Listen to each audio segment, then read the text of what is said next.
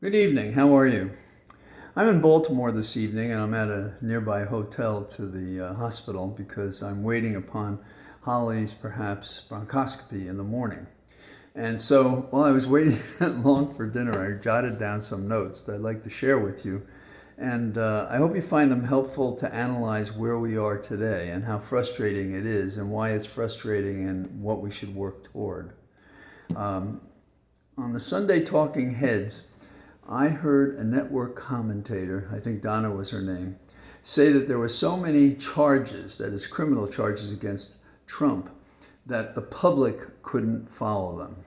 Now, I don't believe that, in part because we've lived through the changes. The arrogance of the participants have had them reveal what they were doing as they were doing it, stupidly from a law enforcement standpoint, if no man is above the law.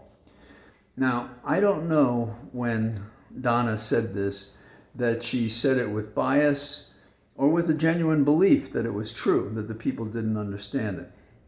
The conclusion was, because the public didn't understand it, the charges mattered less or not at all. I don't believe that.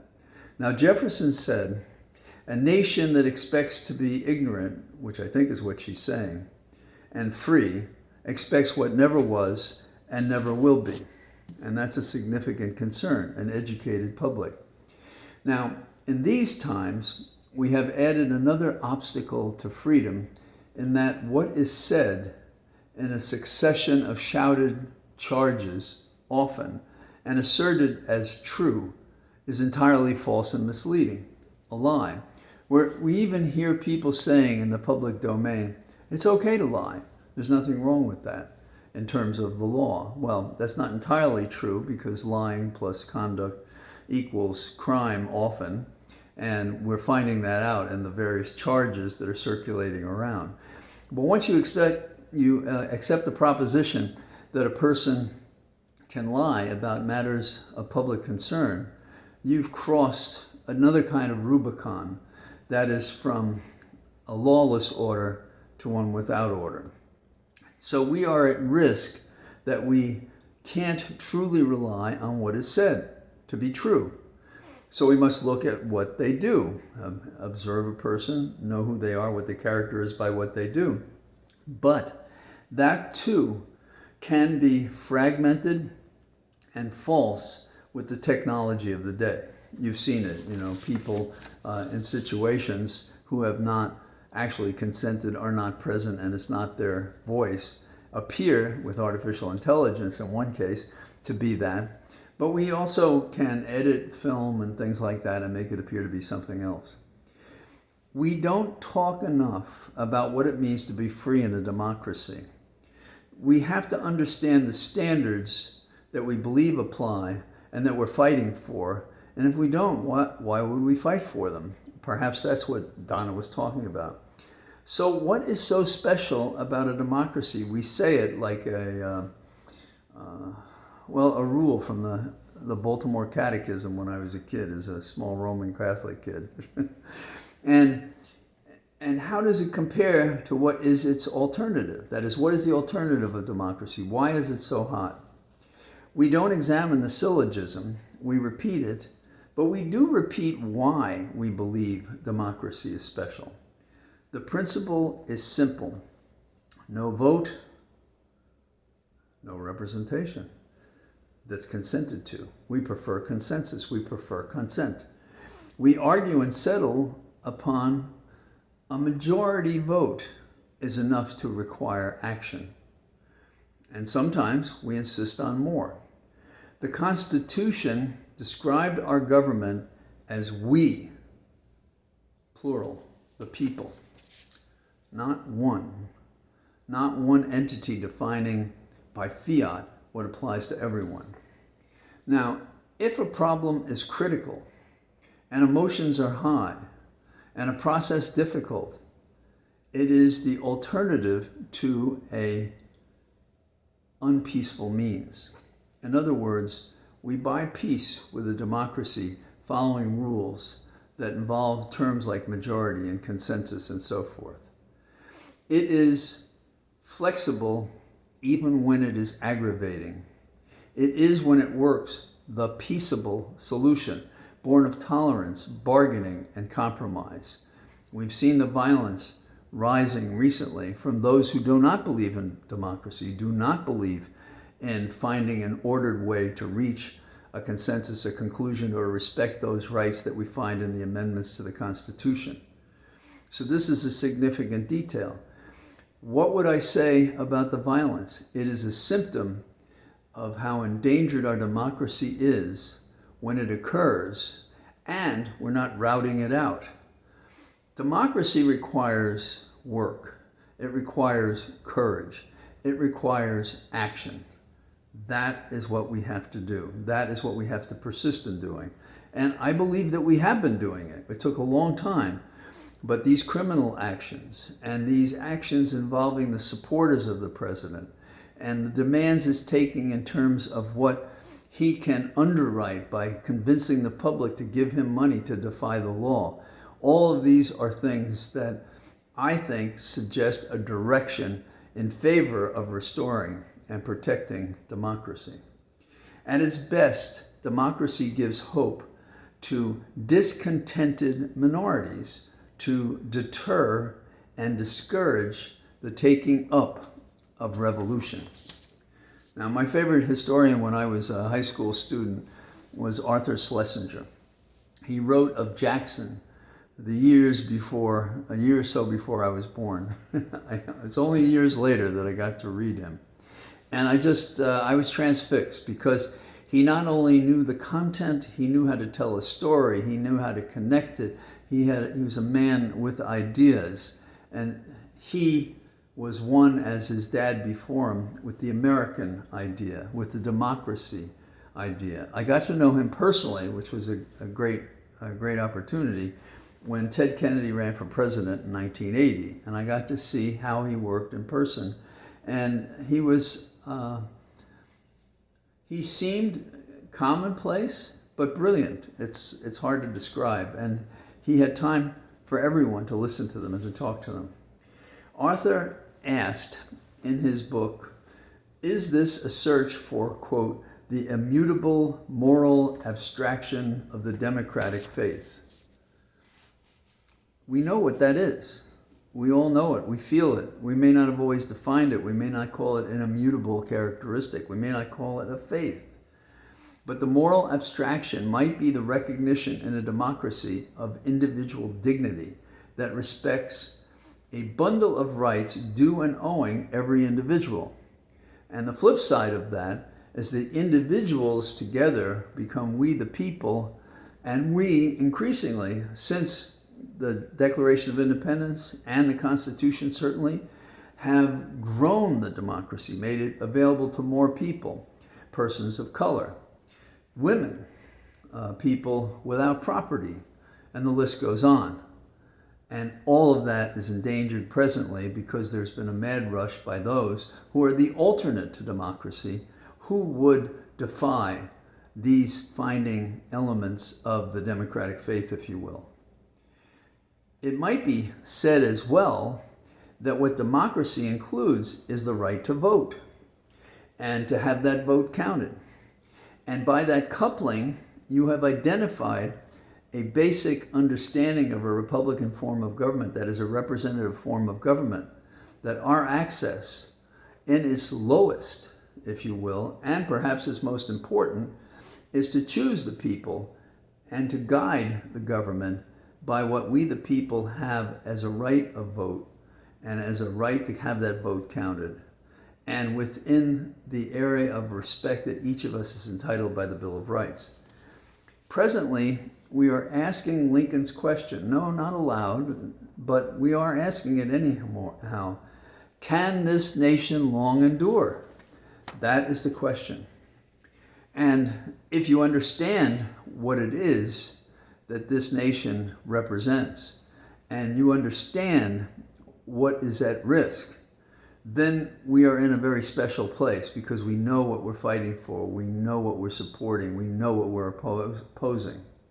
We are talking of a movement that doesn't recognize the individual. That should set off flares. Not a person's rights, not that they are inalienable, not that they are found in our Constitution and our laws. They're fighting for all of these things. Why? For power. Because they don't like things.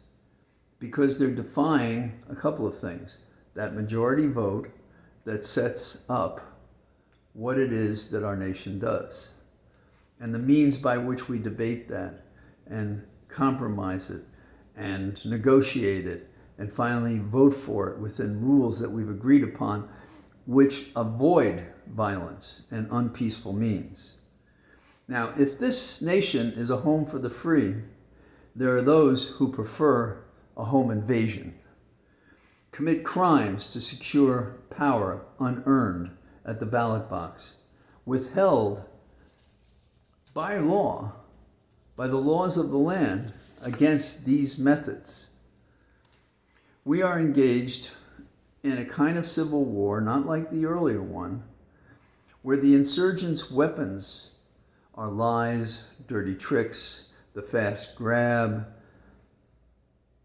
coercion, violence, delay, fraudulent motions within our system, not recognized that they know when they file them, they're not recognized in fact, they're not recognized in law, mimicking the strong men across the ages and nation states around the world, where they found a weakness in the soul of the government of a democracy, say. And the dictators, these strong men, would take what they want without apology. And they would destroy what was, which is the objective of those who oppose, those of us who believe a democracy is what we want. A republic is what we need, that harnesses the strength of a democracy. So these people may insist that things be as they would have them, not as they have been, not by law, not by constitution, not by habit, not by history, not by precedent, not by equity, not by inclusion. If that Sunday host that I mentioned, and maybe I'm being unfair because I only heard part of it because I was doing something else, talking still, I believe, the nonsense that she did, if she's right, we are lost. Because what we have on our side is a system that works if you abide by the provisions. And if you don't, we are lost and subject to the whims of the autocratic element in our country, which is rabid and violent and lying and doing everything it can to compromise our democracy and our republic. I believe the human experience tells us whom to beware. I beware them. You probably do, if you're listening to me. We have to build on that. Jefferson wrote in one of his writings, and I have a large collection that I've been accumulating my whole life. And the first time I read this, I disagreed with it. He said the voters may not get it right the first time, but ultimately they get it right. Well, he saw a lot of struggle. I mean, he basically destroyed the Federalist Party in his 2 terms as president. So he does know what he's talking about. And I have seen instances, non-scientific samples, that he's right. The people given a chance get it. And I think because of the peculiar nature of this terrible effort to overthrow our government and put a faux president who didn't win the election in office, the one that he did not obtain at the ballot box, is as transparent an example of a non-democratic and autonomic act as can possibly be. So Americans in and out of office in this moment have been stirred from their numbness and embraced the democratic method for the nation. One simple tenet of that democratic faith is that no man is above the law. Another way to say that is a despot, has no authority to decide his own fate with the powers bestowed or entrusted or stolen by him from the people. It comes from an old principle. A judge may not be the judge in his own case, may not decide it. That conflict is impossible to overcome. It's self-serving. A chief executive may not either. And that's part of the principle here. Unlike the other cases brought against Trump, the Georgian RICO conspiracy cuts through the lies and gives an accounting, a narrative that is easily understood by everyone. They see how harsh and obvious and arrogant was the emphasis on just stealing the vote, them stealing the vote in Georgia. We've heard the testimony thanks to the January 6th committee, which has been a critical advance in our understanding of what we're up against and why we have to succeed. The nation is gathering around the facts. They're undeniable. And the law, also undeniable. Paying attention. They've come into the arena, as happens when elections become near, they've come into the arena and they understand what's at risk, and they don't like what they see. I say Trump's days are numbered. We know what a democracy must be and what an autocracy is not. That is our mission, to preserve and protect this democracy, to restore the republic, to push back the forces of lying and evil and corruption and crime, who care not a thing about our history, about the battles that were fought in the streets of this nation to secure the rights we have. And in a rush of the hand, they would be glad to be done with all of that. So it's up to you and me and everybody else to be talking about what is the value of our nation as a democracy as compared to having some third world, third-rate dictator show the world that the democracy experiment with the promises made not only is unfulfilled, but has failed. I don't believe that's the case. I don't believe that's possible. I believe that if we continue and persist in our belief that this is the best form of government to guarantee freedom to all of us, that's what we have to fight for. So, glad to visit with you, and tomorrow part of the day I'll be with Holly and I'll follow what's going on, and I'll try to get to a place where I can comment on the events. Bye-bye.